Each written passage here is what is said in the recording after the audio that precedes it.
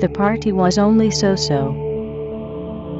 Sally said that she had a headache, so she took a couple of painkillers that she found in the bottom of her bag. The music was so loud that I took one of the tablets as well. Tom never came, as he was still busy at work. Sally told me that she wanted to go home. Somebody said that we would never get a taxi at this hour. And they were right. Our footsteps echoed as we walked. Sally zipped up her jacket.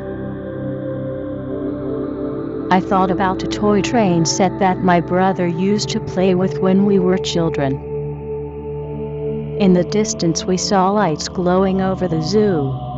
As we got nearer we could hear the throb of the bass as the music was playing. Sally took a tissue out of her pocket and wiped her nose. I wondered if my mother still had that old train set up in the loft somewhere. Outside the zoo I stopped. I wondered why my brother did not like me to play with his train set. Sally asked what I was doing. I said I wanted to go in and check out the party. She looked tired. I thought she was going to argue with me, but then she seemed to change her mind. A rhino in a white, short-sleeved shirt and red waistcoat asked if we were members. When we said we weren't, he shook his head, like we had no chance. Sally turned on her sweetest smile. He melted and said that pretty girls were always welcome without charge. I had to pay full price. I remembered that my brother used to call his train station Drifters Junction. I always thought that was a stupid name, but it was his train set. The main dance floor was in front of the zoo gift shop. I was surprised at the anteater sense of rhythm. A Japanese girl was dancing wildly in a circle of llamas. She had the longest hair and it was being tossed about as she was moving to the music. I thought the llamas were just shuffling about.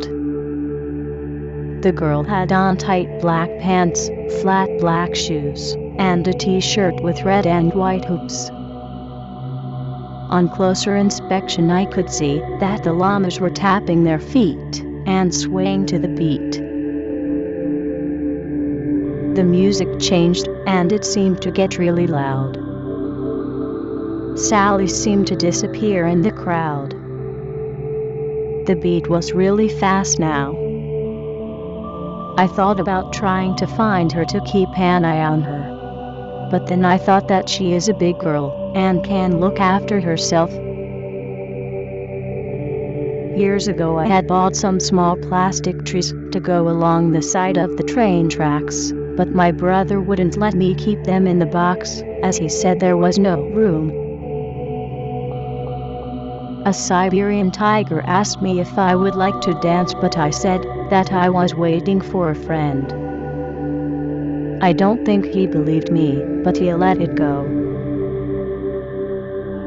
I got a drink from the bar and asked the python who served me where the monkeys were. I would have thought that this would have been ideal for them. Maybe the music was too loud because the python didn't answer me. Near the bar a couple of hedgehogs seemed to be having a heated discussion. However, their friends dragged them apart, and the situation seemed to cool down.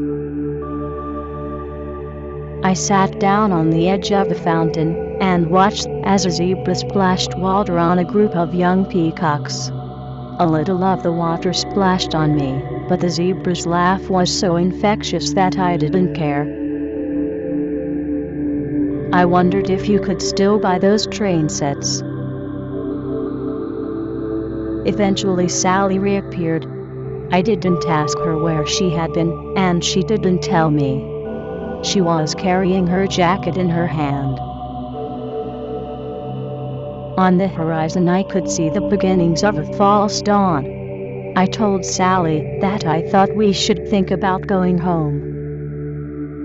Through the crowd I saw the Japanese girl draped over the back of one of the llamas as it was slowly walking away. I said that I had to get up for work tomorrow, and Sally reminded me that I didn't have a job. I said that I thought it was Sunday anyway, so it didn't really matter.